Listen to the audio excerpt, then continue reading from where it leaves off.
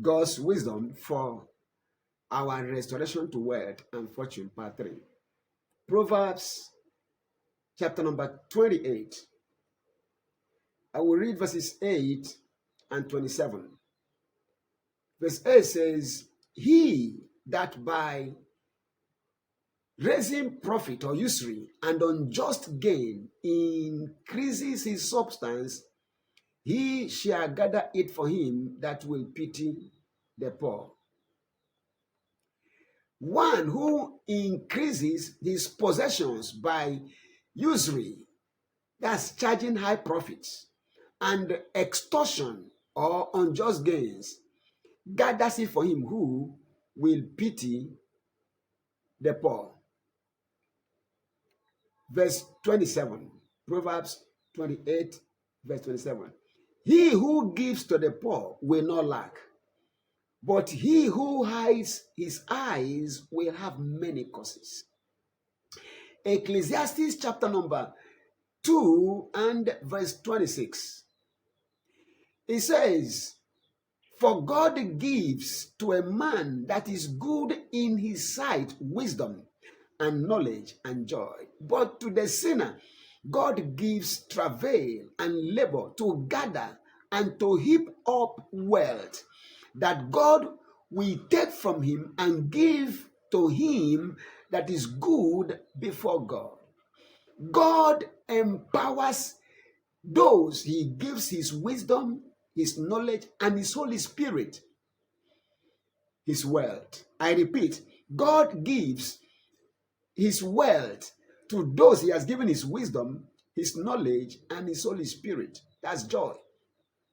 If you lack God's wisdom and God's knowledge and God's Holy Spirit to guide you, to lead you, to direct you on what to do with whatever God has given you, God will never commit his wealth into your hands. If you must have wealth, God's riches, God's blessing, and live long enjoying it here on earth, listen, you must operate with God's wisdom, operate with God's knowledge, operate with the joy of the Holy Ghost as led by him. If that is not in place, listen, you are going to waste away.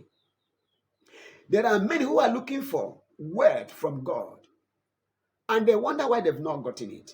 The reason is because they lack God's wisdom. Whatever you don't know the reason for, you will abuse. If you don't know why God gives people word and you have word, you are going to abuse it. Today, some people are building things to take people to Mars. Meanwhile, on earth, people are suffering poverty. They don't bother. People are working so hard to make sure they build bunkers underneath the earth, spending hundreds of millions of dollars to build a bunker underneath the earth. Meanwhile, people who are homeless are bound everywhere. Many are wasters of God's word. Listen, they will die. If anyone is a sinner, God gives him the task to gather money and heap it up, that he will lose one day. They will die. All the things they are built will be sold. Listen, if they don't know what to do, they will carry the money to charity. That's not, if nobody knows what to do with it, the money will go to charity. If there's no definite thing. The wealth of the sinner will always go back to the righteous, who know what to do with it. So when God loves you, he gives you wisdom, knowledge, and joy. God's kingdom has to do with righteousness, peace, and joy in the Holy Ghost. So when you have the joy of the Holy Ghost and you are led by him, and every action of yours is based on his direction, God will empower you with his word. What is it that you must do for God to transfer the word of the sinner to you? Proverbs 28, verse 27. He who gives to the poor will not lack, but he who hides his face will have many causes. Many causes. Proverbs 19, verse 17. He who has pity on the poor lends to the Lord, and God, the Lord, will repay him what he has given. Whatever you give shall be given back to you. Luke 6:38. Give to the poor, and it shall be given back to you good measure, pressed down, shaken together, and running over, shall God compel men to give into your bosom. The quantity that you give If you give in billions, you shall be given back in billions. Maybe contracts, blessings, it will come back to you in billions. If you give in tens of thousands, you are going to get your returns in tens of thousands. The measure you give out determines the measure with which God will give back to you. So giving is the key. Giving is the key. Giving is the key. Proverbs 22 verse 9. He who has a generous eye will be blessed, for he gives of his bread to the poor. Because he gives to the poor, God will always give him back in abundance, whatever he has given out. That's how it works. If you want to see God bless you with abundance, with fortunes, come on, with wealth that you can handle or manage, the key is giving. Give to meet the needs of the less privileged. Don't exploit them.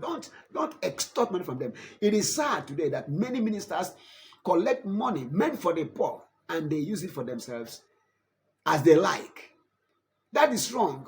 But that does not mean that you shouldn't give. Look for where you can give, where what you give will be used to be a blessing to the poor. And I tell you, God will bless you. If you make a seed to Jesus' mission of others, it will be utilized in the work of the master to be a blessing to the poor and the less privileged. So whatever you give, you can be rest assured it will not be wasted by any human being. My prayer to God for you is that your eyes be opened to see that there is God's wisdom you need if you must be restored to fortune and to wealth and fortune. It is giving to meet the needs of the poor. In Job chapter 27, from verse 13 to verse 17, this is the portion of a wicked man with God, and the heritage of oppressors. The rich oppress the poor, which they shall receive of the Almighty. If his children be multiplied, it is for the sword. They will fight wars until they kill themselves. And his offspring shall not be satisfied with bread. They will live in lack, no matter how much they have. Those that remain of him that didn't die premature shall be buried in death. Sickness will kill them, and his widows will not be able to weep. Though he heap up silver as dust and prepare raiment as clay, he may prepare it, but the just, the righteous, shall put it on, and the innocent shall divide the silver. There is nothing that the rich have today, if they are not being a blessing to the poor, that will last. Take my word seriously. That's what God says. The reward of the wicked from the Lord, the wicked who have money, and yet they can't give for the poor to be blessed. They attack pastors, they attack churches, they speak ill of ministers. Ministers are not beggars.